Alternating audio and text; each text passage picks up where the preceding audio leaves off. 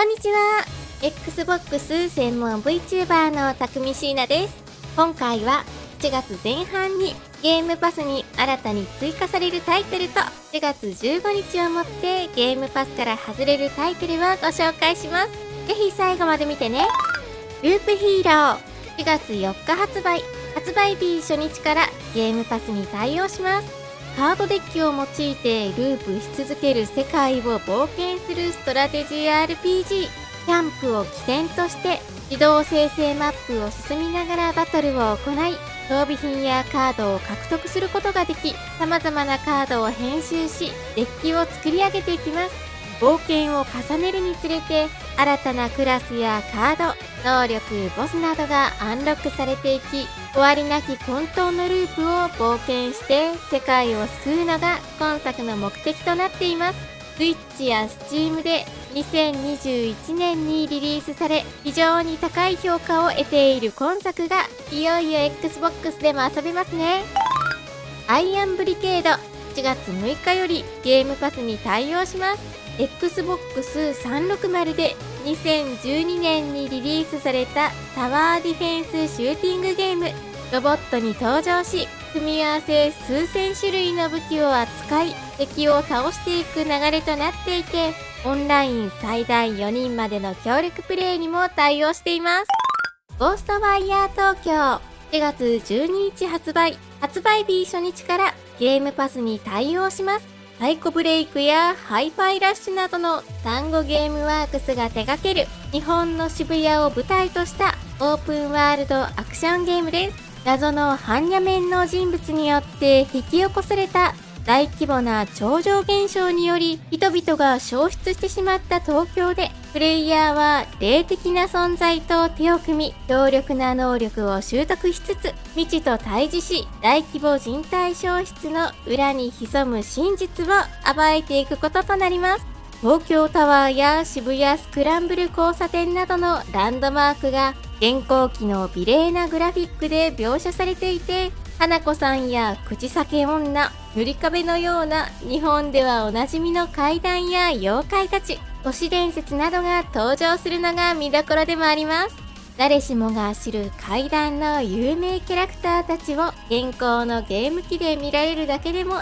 テンション上がりますね。また Xbox 版リリースと同時に大型アップデートが無料で行われ、ゲーム本編には新たなるロケーションとして中学校や人気ムービーが追加される他にも、新たなる敵の追加や30階層の試練をクリアし対応までたどり着くことを目指すローグライク風の新モードの追加、さらにホラー演出が苦手な方向けに一部の心霊現象を可愛らしい渋谷ハチ公のステッカーに置き換える恐怖演出の緩和設定が追加されるとのことです。ゴーストワイヤー東京、いよいよ待望の Xbox 版リリースとなりますね。NHL23 4月13日から Xbox ゲームパスアルティメットに対応します。アイスホッケーシリーズの最新作で日本語には未対応となりますが、他機種とのクロスプレイに対応しています。マインクラフトレジェンズ4月19日発売日初日からゲームパスに対応します。 Xbox ゲームスタジオファーストタイトルです。マインクラフトの世界観を題材としたアクションストラテジーゲームとなっていて、おなじみのキャラクターたちやアイテムなどが登場します。本作にはオンライン協力プレイが楽しめるストーリーモードと対戦型マルチプレイヤーモードが収録され、マインクラフトシリーズとしては初の PVP が導入されます。オリジナル版のマインクラフト同様にマップは自動生成となっていて、資源の収集やクラフトなどの要素はありますが、多勢の仲間たちに指示をし、配下たちに作業をさせるようなストラテジーゲームらしい楽しみ方ができるとのことです。ディアブロのような見下ろし視点のハクスラアクションゲームとして、大人から子供まで誰でも楽しめるマインクラフトダンジョンズに続き、新たなるマイクラ作品となりますね。レジェンズも楽しみです。また2月に発売され、発売日初日からゲームパスに対応している架空のソ連を舞台としたシングル FPS ゲームアトミックハートの日本語吹き替えの搭載が4月13日に予定されています。これまで日本語字幕だけでしたが、豪華声優陣による日本語ボイスが新たに加わり、より一層楽しみやすくなりますね。また今作は今後もゲーム体験を向上させるアップデートや拡張コンテンツの追加が予定されています。さらにボートシミュレーターが4月4日からゲームパスに対応しています。全人類の憧れを実現したリアルヤギシミュレーターでヤギとなって街中のものを破壊し回るはっちゃめちゃなアクションゲームです。今作は先月ゲームパスから外れたのですが、瞬く間に帰ってきましたね。もうヤギちゃんってば。ここからは7月15日をもってゲームパスから外れるタイトルの中からおすすめのタイトルをご紹介します。外れるタイトル一覧はこちらとなっています。